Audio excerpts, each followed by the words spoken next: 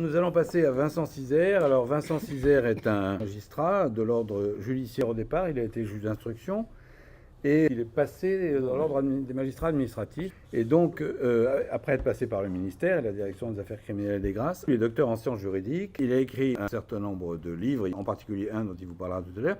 Et surtout, il est maître de conférence ici. Alors, il nous avait proposé d'intervenir sur quelqu'un qui est évidemment très très important par rapport à la criminologie, c'est Marc Ancel. Et donc, je lui cède la parole sur le sujet. Merci à l'association pour cette invitation à venir parler à votre congrès. Oui, donc le bouquin s'appelle « Sortir de l'imposture sécuritaire ». En fait, c'est un essai issu de ma thèse de doctorat qui est paru l'an dernier aux éditions de la Dispute, qui vise en substance à essayer de démontrer que derrière la rhétorique sécuritaire, il y a en fait une très vieille idéologie autoritariste qui remonte au Premier Empire, au moins au Premier Empire, et qui s'oppose en réalité à la mise en œuvre effective et durable du projet pénal des Lumières, du projet pénal des premiers révolutionnaires, des constituants. Et à cet égard, Marc Ancel a fait partie de ceux qui, au lendemain de la Seconde Guerre mondiale, a contribué à relancer ce projet-là et à l'approfondir intellectuellement, mais pratiquement aussi.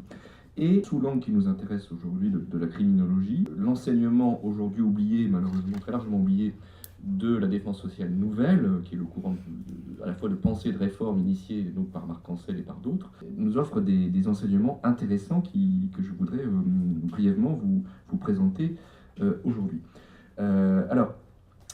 Il me semble, en ayant lu un certain nombre d'ouvrages et d'articles sur la question, que une des difficultés à faire reconnaître une criminologie, en tout cas une criminologie d'émancipation en France, tient à une espèce de scission originelle qui s'est faite lorsqu'on a eu des premiers auteurs qui voulaient avoir, qui prétendaient avoir une approche scientifique sur le crime, scission entre la volonté d'une compréhension scientifique du phénomène criminel et l'approche juridique et judiciaire. C'est-à-dire que lorsqu'on regarde, en tout cas en France et aussi en Italie, les premiers auteurs qui se disent criminologues ou qui revendiquent une approche scientifique du crime, qui sont essentiellement des gens qui viennent du corps médical ou de la biologie, des gens comme Lombroso, mais également comme Lacassagne en France, il y a dans le même mouvement une volonté de promouvoir une approche scientifique du phénomène criminel, de compréhension du phénomène criminel, mais également de substituer totalement ou partiellement à la logique judiciaire fondée sur le droit,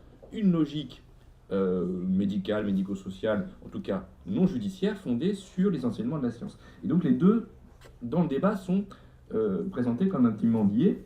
Et lorsqu'on regarde un peu historiquement, là je m'appuie beaucoup sur les travaux qui ont été faits sous la direction de Laurent Micheli, notamment dans l'ouvrage que vous devez tous connaître, l'histoire de la criminologie française, ouvrage collectif, on s'aperçoit que sous la Troisième République, tout ça est aussi le théâtre d'un enjeu de pouvoir dans la maîtrise du phénomène criminel entre les juristes et les médecins, qui sont des corporations très puissantes sous la Troisième République.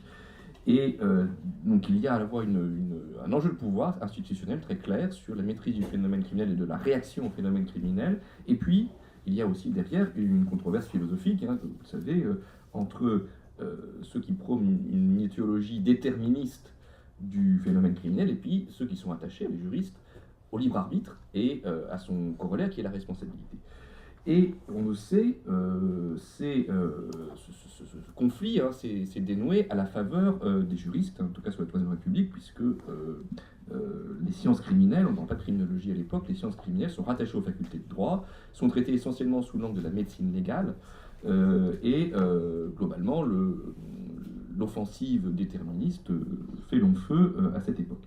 Le problème, c'est que du coup, on est sur ce hiatus, et je pense qu'on est encore largement aussi sur ce hiatus aujourd'hui, en tout cas dans les facultés de droit. C'est-à-dire qu'il y a une espèce d'un côté, il y a une espèce de méfiance atavique quasiment, en tout cas un peu spontanée du juriste face à ceux qui vont défendre promouvoir une approche scientifique, qui se veut scientifique du phénomène criminel, parce qu'il y a toujours cette espèce de dire, mais attendez, est-ce qu'on n'est pas en train de vouloir remettre en cause le libre arbitre et la responsabilité? Et ça, c'est quelque chose qui est central chez les juristes et notamment chez les pénalistes. Et puis de l'autre, en fait, l'autre problème de ça, c'est que du coup, la logique déterministe, elle finit quand même par... comme on n'a pas de débat franc, et qu'on n'a pas d'intégration, de confrontation réelle, en tout cas dans les facultés de droit, eh bien, la logique déterministe finit quand même par s'inviter, mais au forceps, et en tordant le droit, et en se substituant pour le coup carrément à la logique libérale. Je pense notamment, enfin je reviendrai dans quelques minutes sur notamment la façon dont le concept de dangerosité est rentré dans la loi, et cette façon-là ne procède absolument pas de la science. Donc on a ce problème.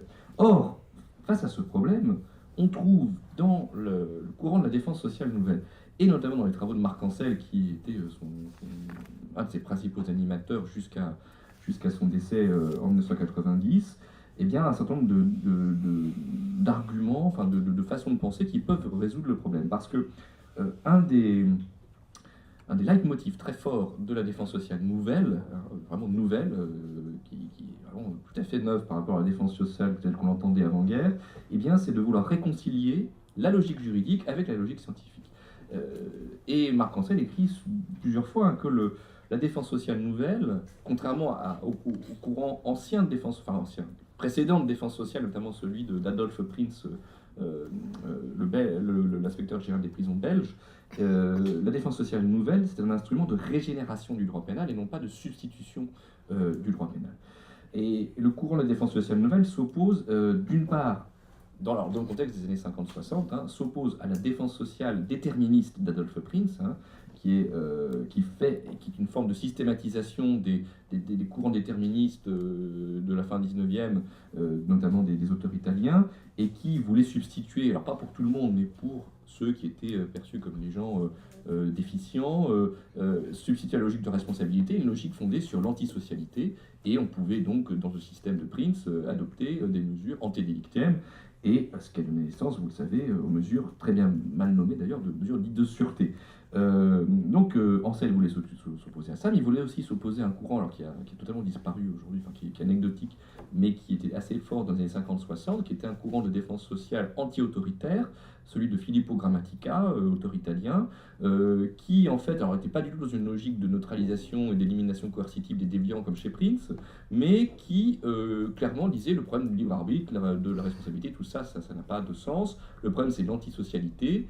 Donc on va prendre en charge ces genres de manière bienveillante, de manière anti-autoritaire, mais en tout cas sans passer par le prisme de la responsabilité et sans passer par l'idée qu'il faille qu'un acte soit commis pour prendre des mesures coercitives, en tout cas des mesures publiques à l'égard de quelqu'un. Alors, il y a vraiment cet élément-là qui est au cœur de la démarche d'Ancel et de la défense sociale nouvelle, et il s'agit donc d'essayer de comment on réconcilie ces deux logiques en montrant qu'elles ne sont pas du tout antagonistes. Alors, c'est des travaux qui avaient déjà été faits en leur temps, mais de manière très isolée par Raymond Saleil, qui publie en 1898 un ouvrage que vous connaissez sans doute qui s'appelle L'individualisation de la peine. C'est le premier à populariser ce terme dans le champ pénal, mais c'est des travaux qui étaient isolés, alors que, et qui étaient, c'est un ouvrage, parmi beaucoup d'autres de Saleil, alors que chez Ancel et chez tout le courant de la défense sociale nouvelle, on a une littérature scientifique ou pas que scientifique, une littérature considérable. Vous avez des dizaines et des dizaines, enfin des centaines d'articles, beaucoup d'ouvrages, et on puise là-dedans pas mal de matière. Alors, juste pour me cantonner à l'essentiel, qu'est-ce qui nous permet de dépasser, en tout cas de tenter de dépasser cet antagonisme très problématique entre compréhension scientifique du phénomène criminel et réponse judiciaire et juridique au phénomène criminel? Eh bien, c'est la grille de lecture humaniste. D'ailleurs, je crois que c'est un des termes qui ont employé au sein de l'AFC. J'ai vu ça dans le programme quelque part, je crois. Donc, approche humaniste. Et d'ailleurs, en fait, la défense sociale nouvelle, c'est le sous-titre, c'est le mouvement aussi pour une politique criminelle humaniste. Donc, qu'est-ce que ça veut dire concrètement, cette approche humaniste? Alors, c'est à la fois un humanisme au sens philosophique du terme, philosophico-politique, mais également au sens scientifique et épistémologique. Alors, ce qui est très intéressant, c'est quand Ancel n'a jamais voulu se prétendre criminologue, ou il n'a pas cette intention. Mais on retrouve dans sa pensée beaucoup d'éléments qui nous permettent de construire une approche scientifique, enfin en tout cas de réfléchir de quelle façon on peut construire un savoir scientifique sur le phénomène criminel. Alors, ce qui est très intéressant d'en passer par l'approche philosophique, c'est que il me semble que lorsqu'on se limite à la controverse épistémologique, on risque de se concentrer sur le terrain technique en disant il y a la criminologie déterministe qui va essayer d'avancer des chiffres, et puis une criminologie plus ouverte qui va en avancer d'autres, et puis en fait on oublie qu'il faut d'abord se poser la question des axiomes, la question de sur quelle architectonique, quel ensemble de représentations, quel système de pensée il y a avant. Et c'est la base de la démarche scientifique, c'est d'abord se poser les questions qui président à l'approche scientifique. Parce que Yves Cartuvel est peut-être, il continuera peut-être, mais cette espèce, c'est soubresaut anthropologique. Qu'est-ce qu'il y a derrière derrière la prétention à une étiologie déterministe du crime, il y a des représentations, des systèmes de pensée, notamment, si on se plonge notamment dans les ouvrages de Lombroso, une approche très évolutionniste. Hein. Donc on a quand même des systèmes de pensée qu'il faut questionner. Qu'est-ce qu'il y a derrière l'idée d'une criminologie humaniste? Eh bien, c'est le primat absolu de la liberté, c'est-à-dire que c'est quelque chose qui est hors champ, c'est-à-dire qu'on dit, on part du principe qu'il y a un libre arbitre. On part du principe, parce que c'est ce que nous enseigne la philosophie, qu'il y a un libre arbitre, et que dans une société qui se veut démocratique, aucun système répressif ne peut se construire contre ça. C'est-à-dire que le primat, le préalable, c'est la liberté. C'est-à-dire qu'on est sur une logique où une politique criminelle ne peut pas se construire contre ça, et elle doit intégrer ça, c'est-à-dire qu'on a ce libre arbitre premier, et derrière, ce que Marc Ancel appelle le sentiment de responsabilité. Il a été très très gêné tout au long de son œuvre sur cette notion de responsabilité, parce qu'il s'opposait à la responsabilité abstraite qu'avaient un certain nombre de juristes, surtout à son époque, juristes dits néoclassiques, mais pour autant il ne voulait absolument pas remettre en cause cette idée de responsabilité, et donc il dit on ne peut pas se départir de ça. Une fois qu'on a posé cet élément-là, qui encore une fois me semble être de l'ordre de la métascience, c'est-à-dire qu'on est, quels sont d'où on part, quelles sont nos représentations, quels sont nos actions, eh bien on lève un certain nombre d'obstacles. Premier obstacle, c'est que on ne peut pas, on est tout de suite enclin à affirmer que le crime, c'est pas une donnée naturelle. Le crime n'existe pas en soi, ce qui n'est pas du tout le cas dans la logique déterministe. Le crime n'existe pas en soi, c'est une construction qui dépend avant tout de la capacité du pouvoir, quel qu'il soit, à délimiter ce qui est licite et ce qui n'est pas licite. Et on sait que, historiquement, le seul dénominateur commun qu'on a aujourd'hui, c'est le meurtre. Mais sinon, et encore sous certaines conditions, mais la frontière entre le licite et l'illicite varie très largement, historiquement comme géographiquement. Donc ça, c'est quelque chose qui est absolument fondamental, c'est-à-dire qu'il n'y a pas de crime, le crime n'est pas une réalité en soi, il n'y a pas de criminel, il y a, plus précisément qu'on ne peut pas étudier le phénomène criminel sans prendre en compte la dimension construite du phénomène. Pour prendre un autre élément, c'est qu'il y a et ça c'est très présent aussi dans l'œuvre d'Ancel, il y a une continuité du légal au délictueux. C'est-à-dire comme disent des psychiatres, qu'il y a une continuité du normal au pathologique, qu'il y a une continuité du légal au délictueux, et on ne peut pas raisonner comme s'il y avait une population qui s'appelait les délinquants et une autre population, les gens normaux. C'est-à-dire qu'il faut avoir cet élément-là, et tout ça, c'est lorsqu'on se rappelle qu'au départ, il y a la liberté centrale, première de l'homme. Deuxième élément, c'est qu'une fois qu'on est dans cette logique-là, l'opposition entre la compréhension scientifique du phénomène et l'approche juridique, l'opposition tombe d'elle-même, et on peut au contraire avoir une complémentarité. Et c'est l'approche que promeut Marc Ancel, c'est-à-dire qu'il nous dit que la science va permettre d'une part d'affiner l'appréhension juridique du phénomène, c'est-à-dire mieux définir certains comportements qu'on entend réprimer, et ça évidemment c'est l'étude scientifique de telle ou telle forme de criminalité qui nous permet de mieux la définir, de mieux l'appréhender, de mieux aussi prendre en compte les causes d'exonération de responsabilité pénale, par exemple, de mieux prendre en compte la délinquance juvénile, etc. etc. Mais aussi et surtout, la criminologie, l'approche scientifique du crime nous permet d'adapter de manière beaucoup plus efficace et fine la réponse pénale, et notamment la sanction pénale. Et il faut se souvenir que c'est notamment le mouvement de la défense sociale nouvelle qui a beaucoup œuvré pour qu'on ait aujourd'hui des choses qui nous paraissent élémentaires en matière pénale, notamment l'enquête de personnalité, notamment toutes les différentes expertises qui sont prononcées de manière peut-être trop automatique, sans justement y mettre du contenu par les magistrats en matière de psychologie, de psychiatrie, et puis aussi évidemment le principe d'individualisation de la peine, qui était vraiment un des grands leitmotifs de la défense sociale nouvelle et qui se fondait sur les enseignements de la science, c'est-à-dire en disant il faut absolument qu'on puisse avoir une prise en charge adaptée à chaque cas, avec une analyse précise, clinique de chaque personne. Bon. Alors, on a vraiment cet élément-là, à mon avis, qui est intéressant à avoir à l'esprit pour justement ne pas être dans cette fausse opposition.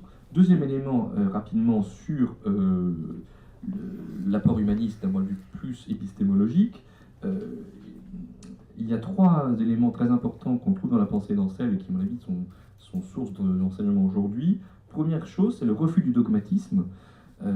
Alors, à l'époque où Ancel écrit, le dogmatisme, il est surtout du côté des juristes. Lui, il n'a pas de mots assez sévères. C'est pour ça qu'on l'a parfois de manière un peu rapide associé justement aux gens qui promeuvaient la défense sociale de façon traditionnelle, puisqu'il n'a pas de mots assez durs pour les juristes qu'il appelle néoclassiques ou qu'il appelle dogmatiques, et qui sont ceux qui refusent de prendre en compte les conditions réelles de la commission des infractions pour faire comme si, à chaque fois, on avait des gens qui n'étaient pas influencés, qui n'étaient pas conditionnés.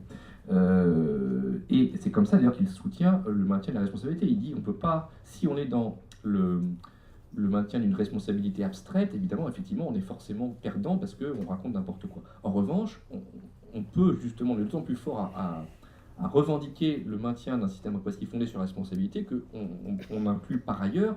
On sait par ailleurs qu'il y a beaucoup d'éléments qui conditionnent le passage à l'acte, qui influencent le passage à l'acte, qu'il faut les prendre en compte, évidemment, pour comprendre de quoi il s'agit et avoir une réponse adaptée. Donc, le refus du dogmatisme. Alors, aujourd'hui, il avait un peu pressenti la fin de sa vie, mais aujourd'hui, on peut dire aussi que le dogmatisme, je ne sais pas s'il n'a pas disparu chez les juristes, mais il est passé un peu de l'autre côté, c'est-à-dire que Ancel, en son temps, parlait déjà du mythe médical, et aujourd'hui, on est un peu dans le dogmatisme inverse, je trouve. C'est-à-dire qu'on ne remet pas en cause du tout les notions de dangerosité, alors que dans la pratique, dans la loi, ça passe comme ça. On fait des commissions qui s'appellent des commissions de dangerosité, etc. Alors on refait en sous-main, mais il n'y a pas de personne pour dire, mais en tout cas dans le champ public, institutionnel, pour dire mais c'est une aberration totale. On remet pas en cause non plus le principe d'une espèce d'obligation de soins prononcée de façon pavlovienne par la juridiction, où effectivement on prononce de l'obligation de soins parce que en fait c'est quelque chose qui n'est même pas réfléchi, c'est un dogme, il faut prononcer l'obligation de soins. Donc on a quand même cet élément qui est central dans la pensée d'Ancel et qui nous montre, à mon avis, la voie à suivre. Deuxième élément, qui va de pair, c'est la remise en cause permanente.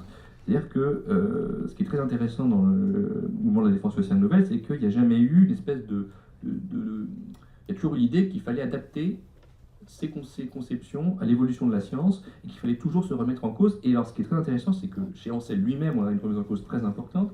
C'est quelqu'un qui a beaucoup cru, dans les années 50-60, à l'idée du traitement. Qui était à la mode, l'idée qu'on allait traiter les gens, qu'on allait plus pour s'opposer en fait à une conception bêtement rétributive de la répression, de la sanction pénale, et il était un grand défenseur de la notion de traitement, à tel point d'ailleurs qu'on a pu lui faire le reproche et considérer qu'en fait il allait dans le sens des déterministes. Et dans la dernière édition de son livre sur la défense sociale nouvelle, il revient là-dessus. Il dit que en fait, cette notion est beaucoup trop problématique, elle est très ambiguë, elle est potentiellement très coercitive, et il propose de lui substituer la notion d'assistance. Ça pour dire que, alors que c'était un élément central de sa pensée, il a montré sa capacité à évoluer et à s'adapter en permanence. Ça, c'est aussi un enseignement, à mon avis, qui est très très intéressant. Bien un enseignement très intéressant, c'est la nécessaire pluridisciplinarité, qui est au cœur de la défense sociale nouvelle, qui est un mouvement qui réunit des juristes, enfin, des professeurs, mais également des praticiens. Alors Marc Ancel, lui, est magistrat, des éducateurs, des psychologues, etc. Et il y a vraiment cette notion de pluridisciplinarité, et encore une fois dans une logique de complémentarité. qui est centrale, et tout se tient, c'est-à-dire qu'on refuse le dogmatisme, on est dans la remise en cause permanente, si on est capable justement de sortir du champ de cette discipline. Voilà. Et donc il me semble qu'on aurait vraiment intérêt, hein, pour conclure, à redécouvrir toute la richesse de cette pensée qui aujourd'hui, pour ceux qui la connaissent encore, dans les universités de droit, est reléguée au rang de 2-3 propos introductifs en début de cours de droit pénal, et c'est tout. Alors que aujourd'hui, alors même on est confronté à et notamment dans le champ de la prétention à une approche scientifique du phénomène criminel, on est confronté à une déferlante de la rhétorique sécuritaire d'une intensité particulièrement élevée, contre laquelle Ancel d'ailleurs s'était élevé dès tout début des années 80. Je pense qu'on aurait vraiment intérêt à redécouvrir les éléments de sa pensée pour renforcer notre arsenal critique. Je vous remercie. Je serais intéressé d'avoir ton analyse par rapport à celle de Jean Danet, qui, au cours du colloque, je crois que c'était de notre congrès d'ailleurs en 2010, Yves Cartuvel s'y était aussi d'ailleurs, et a écrit des choses qui sont un petit peu différentes en ce qui concerne l'analyse de Marc Ancel, avec une certaine prévention par rapport à un discours que je qualifierais, tel que tu viens de le formuler, tel que je l'ai compris, je mets peut-être mépris, mais plutôt optimiste et positif, enfin comme étant une référence. J'ajoute que moi, à titre personnel, c'est vrai que je vois pas très bien comment, en tant que magistrat, on peut se prononcer, rendre une décision de justice invoquant et préservant à la fois la responsabilité et la liberté du sujet, c'est-à-dire de la personne à l'égard de laquelle on statue, sans référence aux sciences humaines, parce que la liberté... la responsabilité, c'est de la philosophie, c'est de la psychologie, c'est de la psychiatrie, c'est du contexte, c'est tout ça. Bon. Donc moi, je suis toujours là. Mais bon, est-ce que tu as quelque chose à nous dire par rapport à la thèse de Jean Danet, oui, qu'il peut plus défendre maintenant, puisqu'il est au Conseil supérieur de la magistrature? Oui, alors c'est ce que j'ai un peu évoqué quand je dis on a fait sur les notions de traitement. C'est-à-dire que dans les premières éditions de l'ouvrage La défense sociale nouvelle de Marc Ancel, il y a effectivement une espèce d'adhésion sans suffisamment de réserve, enfin en tout cas ce qu'on peut dire rétrospectivement, parce qu'en même temps c'est un peu facile mais sans réserve justement à cette notion de traitement et et dans le même temps en fait à tourner un peu, sinon ridicule, en tout cas en pointer les limites de l'analyse juridique, enfin, en tout cas plutôt pas de l'analyse juridique d'ailleurs, mais de la réticence et de l'indifférence des juristes à intégrer tous les facteurs qui concourent à la commission d'une infraction, en faisant comme si il n'y avait aucun facteur qui influençait, qui conditionnait le passage à l'acte. Donc en fait c'est là-dessus que Ancel a pu notamment donner l'impression qu'il soutenait des thèses qui étaient en réalité des thèses déterministes, hein, tout à fait, qui défendaient une étiologie déterministe du crime, et notamment biologique. Et ce courant-là n'a pas disparu, évidemment, aujourd'hui. Sauf que, encore une fois, ce qu'il faut intégrer, c'est ce que je dis, c'est que dans la dernière édition de son bouquin de 1980, Ancel dit, effectivement, il y a un problème. Effectivement, cette notion de traitement, elle pose problème. Effectivement, on a eu ce problème du mythe médical. Et par ailleurs, son livre est parfois assez dur à lire parce qu'il n'est pas forcément très bien structuré, mais il l'écrit au moins une quinzaine de fois que la liberté du sujet c'est indispensable, qu'on ne peut pas la nier, etc., qu'on ne peut pas prendre de mesures antidélictuelles, qu'on ne peut pas nier, au contraire que le sentiment de responsabilité c'est à la fois la condition de la répression, mais également le levier qui permet d'exécuter correctement une sanction pénale. Donc en fait, la critique de Danet est tout à fait fondée, sauf que elle doit être d'une part replacée dans son contexte, c'est-à-dire qu'Ancel, dans les années 50-60, il veut surtout éviter d'être dans le camp des dogmatiques juridiques, des juristes qui refusent absolument l'approche de la compréhension des sciences médicales et sociales et humaines du phénomène criminel, et c'est pour ça qu'il est dans cette logique-là, et que par ailleurs, il a très clairement fait sa propre autocritique là-dessus en disant effectivement on ne peut pas, enfin, le problème de la question du traitement nous emmène dans d'une approche trop déterministe, dans une approche qui n'est pas du tout celle que je veux, qui est une approche humaniste. D'accord. Voilà. Alors, des questions? Ma question c'est la suivante. Les magistrats comme Garofalo ou Gabriel Tarbes, Marc Ancel qui était magistrat, ou bien les professeurs de droit pénal, comme l'était Enrico Ferri ou plus près de nous Léo Levasseur, ont toujours voulu soumettre le droit pénal à la criminologie. La question. Pourquoi les magistrats et les professeurs de droit pénal les juristes, quoi, voudraient soumettre le droit pénal à la criminologie? Je ne peux pas répondre parce que moi je ne suis pas sûr d'être d'accord avec ce constat. C'est-à-dire qu'au contraire, enfin, en tout cas chez Ancel, il y a la volonté de sauvegarder le droit pénal. C'est-à-dire qu'Ancel fait partie des gens qui justement ont peur qu'à force d'être trop dogmatique, le droit pénal ne soit supplanté par des logiques non judiciaires et juridiques de réponse aux phénomènes criminels, et qu'il faut absolument sauvegarder le droit pénal, il faut absolument sauvegarder la prééminence du droit pénal dans la réponse sociale aux phénomènes criminels, et que du coup cela passe par un droit pénal qui s'ouvre à l'enseignement des sciences. La question quand même, il n'est pas tout à fait exact à mon sens que les pénalistes aient toujours voulu soumettre le droit pénal à la criminologie. Les personnes, c'est là, les auteurs que tu cites, notamment à la fin du 19e, veulent substituer au droit pénal un autre système de contrôle social qui n'est plus tempéré par les principes du droit pénal. L'idée n'est pas un rapport de soumission, c'est un peu différent. c'est vraiment un rapport de substitution. C'est pas tout à fait pareil. Marie-Sophie Devresse, professeure de criminologie à Louvain. Pour moi, la question peut-être aussi qui serait intéressante à introduire dans cet enjeu-là, c'est précisément la notion de peine. D'un certain côté, cette espèce d'obligation de punir quelque part dans laquelle se débat d'une certaine manière le droit pénal est quand même un élément qui fausse un peu le jeu dans la rencontre entre ces deux projets qui seraient un projet politique, un projet de connaissance. Mais il y a des endroits où il y a une rencontre autour de la notion de peine, et puis il y a des moments où il n'y a pas de rencontre autour de la notion de peine. Il y a une rencontre à travers l'idée, dans certains cas de figure, et je pensais notamment au débat qu'on a eu ce matin sur une psychologie plus comportementale qui sous-entend un individu rationnel, etc., ce qui peut être tout à fait similaire, tout à fait compatible avec le projet du droit pénal.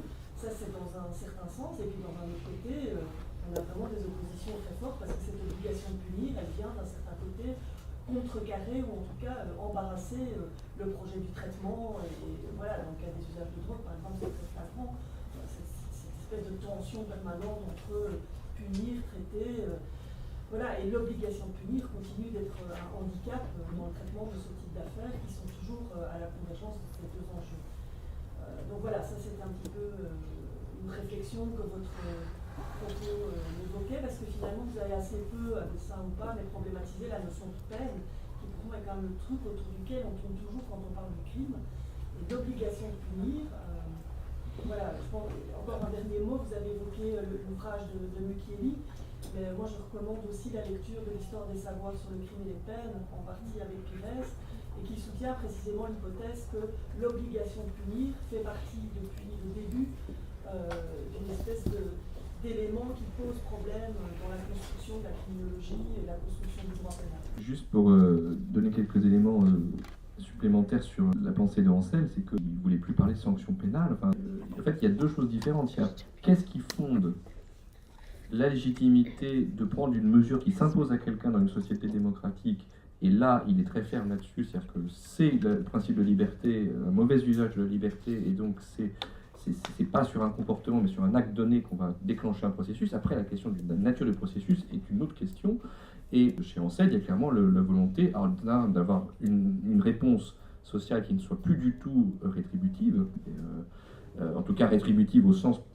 punitif, afflictif, alors ça c'est clair. Et aussi, et c'est une des réponses à mon avis qu'on peut apporter peut-être, c'est que le pénal doit, et c'est normalement ça devrait être le cas d'ailleurs si on appliquait les principes fondamentaux de notre ordre pénal, le pénal doit être limité au strict nécessaire. Et donc, en réalité, si on appliquait vraiment le modèle pénal révolutionnaire, celui de 1789 et 1791, la question de la consommation de drogue, elle ne se poserait même pas, parce que ce ne serait pas du tout du pénal. C'est là aussi dire que Ancel se situe totalement dans cet héritage-là. C'est-à-dire qu'il dit la défense sociale nouvelle, c'est l'aboutissement de ce qui a émergé à la Révolution. Parce que la logique punitive, en fait, mon analyse, c'est que, au sens de bêtement rétributif, c'est la survivance d'un archaïsme qui vient de l'ancien droit pénal. Mais normalement, si on applique un système fondé sur le principe de nécessité et proportionnalité, on doit pouvoir sortir de la plupart de ces problèmes. Oui, Yves. Deux petites choses, et que madame se rassure, je vais être très bref. La première chose, c'est que je partage tout à fait votre intérêt pour Salehi. Je pense qu'effectivement, il y a beaucoup plus de choses chez Salehi qu'on ne le pense, et il y a une espèce d'opprobre dans le champ de la pensée réflexive sur Salehi parce qu'il a été rangé du côté des pénalistes. Dans tout le champ de la réflexion sur la déviance, mais de fait, je crois qu'il y a un auteur là qui a une discussion qui était vraiment intéressante. Vous avez attribué à Prince, au fond, l'idée d'une logique d'intervention ante delictum, avant le délit, Oui. peu importe l'exactitude ou non de la référence. Moi, j'ai cherché cette notion-là en me demandant, tiens, dans ce projet-là, qui est un projet de contrôle social très fort chez les positifs italiens, chez effectivement les auteurs de la défense sociale, etc., j'ai jamais trouvé un auteur ayant pignon sur rue qui aille aussi loin. Et donc je ne pense pas que Prince l'évoque. Alors si vous avez les références, ça m'intéresse beaucoup. Peut-être qu'effectivement je suis passé à côté. Par contre, ce qui est intéressant peut-être, c'est qu'aujourd'hui, très clairement, là, pour le coup, on y est. Puisque vous avez, dans le cadre de la lutte contre le terrorisme, la conceptualisation de ce qu'on appelle l'anticipatory offense, donc une infraction par anticipation. Et donc il y a là un saut quand même qui est questionnant, et d'autant plus si ça renvoie au fil d'il y a 2 siècles. Et alors la deuxième petite chose, c'est la question de l'individualisation de la peine que vous associez à la pensée de Salehi. Je pense que c'est un problème extrêmement ancien. Dès, en tout cas, les débuts du droit pénal moderne, les codes pénaux classiques des Lumières, cette question de l'individualisation, elle est déjà là. Le débat va se nouer après, et peut-être qu'il est toujours là aujourd'hui, sur la question des fondements de l'individualisation. Donc sur quoi, au fond, est-ce qu'on fonde l'individualisation? Est-ce qu'on essaye de la travailler sur base de la responsabilité subjective de l'individu, responsabilité abstraite, responsabilité concrète, ou bien est-ce qu'on fait le calcul en fonction de la dangerosité de la personne? Et c'est pas pareil. Et je pense que le débat, probablement, c'est autour de ces 2 dimensions-là qui sont.